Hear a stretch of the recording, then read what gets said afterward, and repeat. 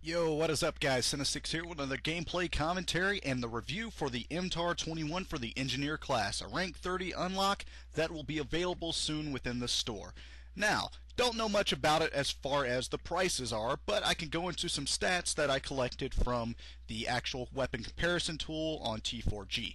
Now note, I don't know all of what I'm talking about here, but I'll get to what I do know as far as actual opinion of the weapon later on during this review.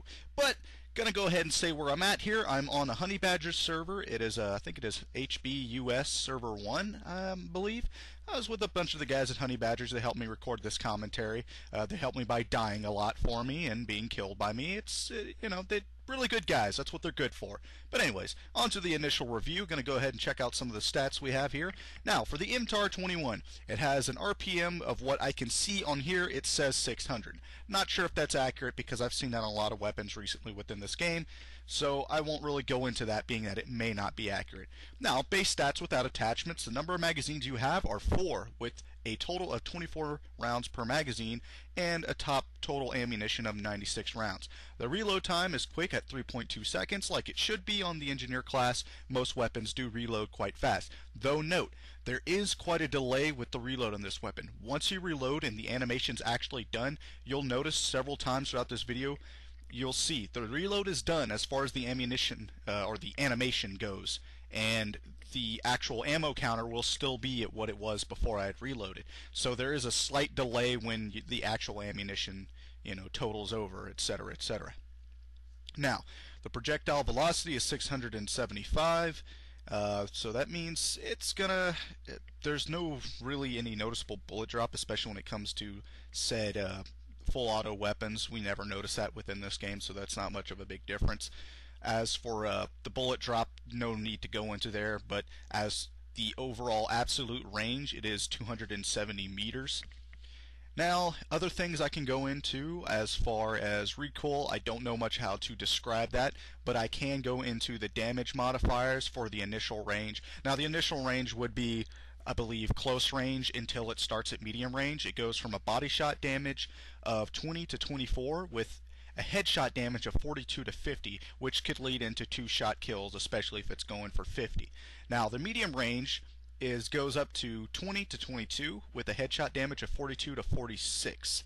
So, leading on to the long range with a body shot of 11 damage to 15 for a headshot damage to 23 and 32. Now, with Viper Mags, I could put the comparison for it. I do find that it does 20 up to long range, and medium being around 23 to 25, and closer range 22 to 26, which is quite the difference. Being that you're pushing out 2 more points of damage for close range, I believe. But if you're going to really use it for close range, I suggest CQC ammo, so you can do up to 28 damage at close range and 32 for medium. Actually, no, it's 28 to 32 damage with a body shot medium damage of 24 to 26. So that's actually fairly good. Though your long range actual overall damage is still a bit higher than the standard, it's not the best. Now, for the distance initial range, the initial range, it goes from 0 meters to 32, 0 meters to 23 meters. You're going to have to pardon me, I didn't do this live, and it's like really early in the morning. Now, distance for medium range is 23 meters, stretching out to 30 meters, and distance for long range is 30 meters and infinite. It just goes on. So to increase that, I'd probably use something like the, I believe, I'd use the standoff and increases it to 50 meters for the initial long range, and it increases from medium, it goes from 23 to 50, and from 0 it goes from 0 to 23 for the close range. But that's that, and the Predator, I believe the Predator barrel is probably what most people are going to go for, is what actually affects the damage drop off at those ranges the most.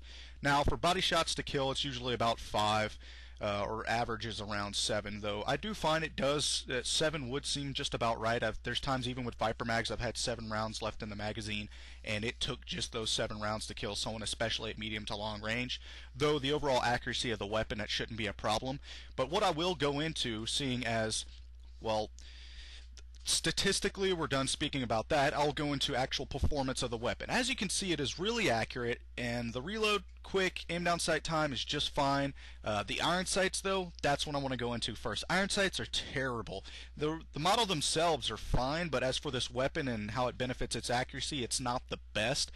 We will be seeing these iron sights on the LSAT whenever that's due to release, as we've seen in the PTE.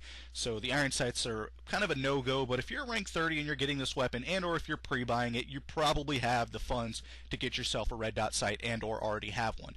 I've used the M145, I've used the Holo, so out of those three, I would say the red dot and the Holo benefit it the best, especially for its effectiveness at close to long range. And yes, it is good at long range. It says so in the actual stats that I said and the store stats themselves, so those are actually accurate to some extent for once. Now, overall recoil. Here's why I'll go into suggesting things. Stabilized stock, Nemesis stock, and well, due to the recent nerf of Nemesis, it's probably not the best choice, so I'd go with tactical or stabilized, though I find tactical has been the best for this. Pellets agrees. I would say balance, but I'm not sure how that's going to play out for this weapon because balance was recently nerfed as well. So tactical seems like a go-to for this. I'm not sure. It really just... It comes down to playstyle. If you can handle the recoil, or if you've used it enough in the PTE before it's been changed around a bit, then it shouldn't be a problem. You might be able to use it depending, whichever stock you plan to use on it. As for barrel, like I said, Predator barrel or standoff barrel, and magazine, this is really mix or match. Like it says, I believe it was 25 rounds per magazine. If not, it was 24. I'll scroll back up and see. It says 24 rounds per magazine. Now, that about standard for most weapons in this game, so you could go with CQC ammo, though I believe casket would probably benefit you the most, being that casket mags provide a lot more ammo, and you already have 4 magazines total, so there's really no need to increase the amount of magazines you have with high capacity, etc., etc. So what's going to benefit you the most is obviously going to be the casket mags and or Viper mags if you want to increase that overall damage, which Viper mags will buff it up to about 30 rounds per magazine, which is quite nice. So, as I've gone over all the attachments suggested for it, I should go into the overall feel of the weapon and whether or not it's OP. A lot of people really want to know, is this weapon OP? I believe it is. Borderline, a lot of people are saying so, even without attachments. I know people who've used it. I've given out a 3-day trial code to a friend of mine. He says it is borderline OP. It is. I needed to get some opinions about that, and I find that if it is used like it should be, a rank 30 unlock, it wouldn't be a problem, but in vast majorities it could be, though it does get outshot by the G53 and the MP7 and plenty of other engineer weapons, though when it comes to medic weapons, etc., etc., it can still get shot up just as well, but it kind of goes out of its boundaries as an engineer weapon when it stretches at long range like it does. So with that said, not much else to say about the weapon. I do say it is a buy. I really enjoy this weapon so far, and I'm glad I was able to get one out with attachments.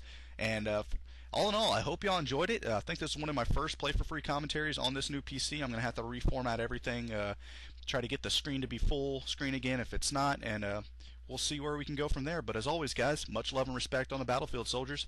Peace.